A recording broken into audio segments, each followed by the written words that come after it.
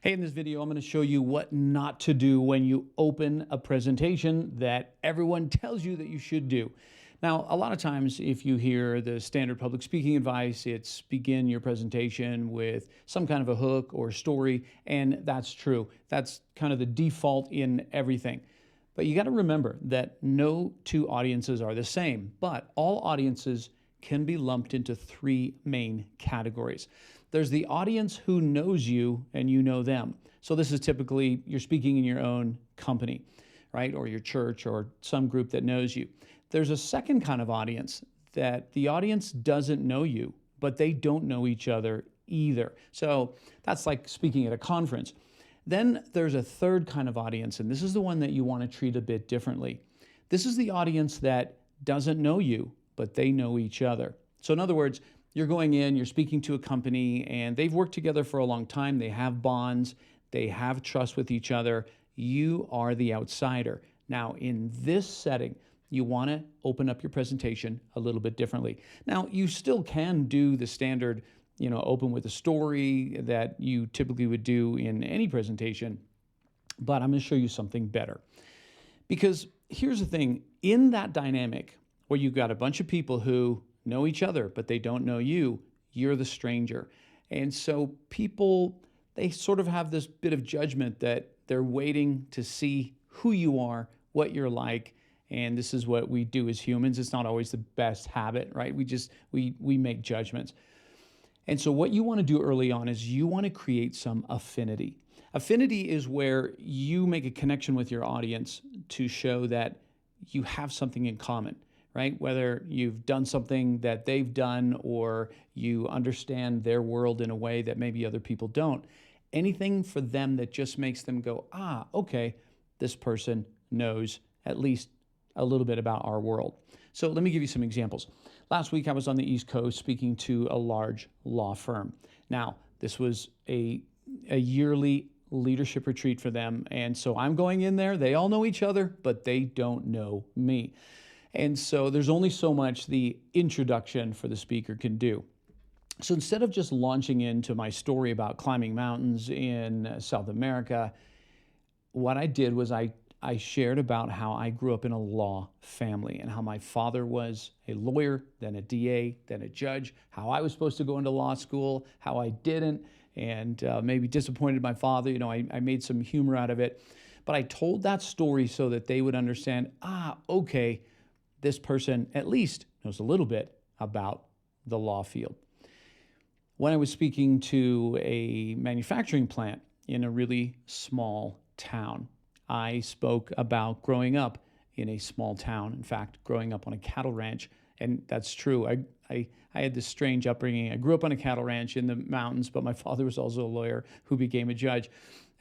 But I used that segment of the story so that I could create some affinity about small towns, small environments, very rural environments. When I spoke to a rural hospital, so this was a hospital in a small town, I opened up with a story about going out behind the barn one Sunday morning with a friend of mine, and we had gasoline and matches and gunpowder, and I ended up setting myself on fire, almost died. My father had to rush me into the tiny little hospital in our town that stabilized me, and then they got me into the big city. And so I opened with that story and talked about why I'm passionate to speak to small rural hospitals, because one day, a long time ago, a small rural hospital potentially saved my life. Now, those are some real direct ties, right, for affinity. And sometimes it's not always so easy. So I'll give you an example.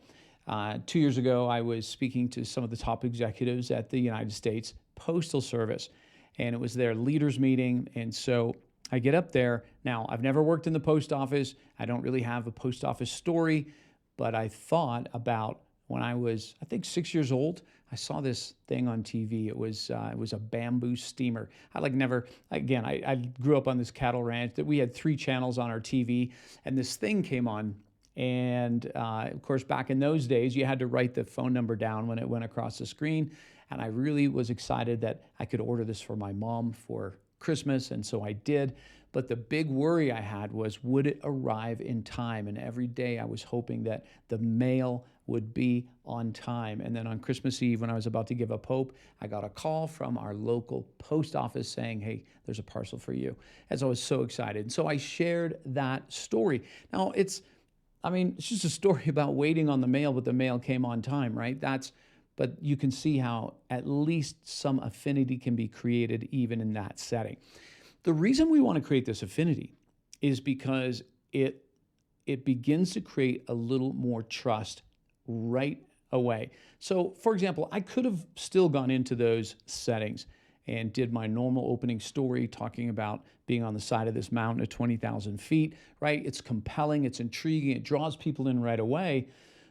But again, what's more important in a presentation where everyone knows each other but they don't know you is that you've got to become one of the gang.